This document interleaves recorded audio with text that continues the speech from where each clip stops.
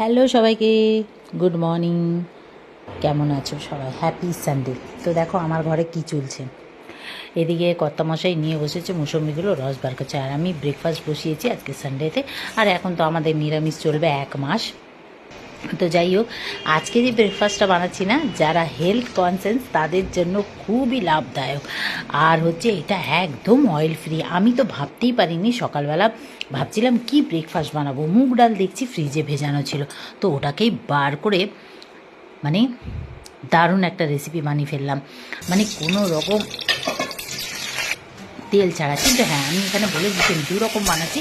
এটা এই যে আমি পরে যে ভাজছি কারি পাতা দিয়ে, এটা ভাজলেও চলবে, নাহলে স্টিম করাটাও খেলেও দারুণ লাগে। আর এই ডিপটা দিয়ে, এই দইয়ের যে ডিপটা বানিয়েছি, সত্যি বলছি এত সুন্দর। আর গ্লুটেন ফ্রি, না কোনো রকম এতে আটা আছে না কিছু, আর পুরো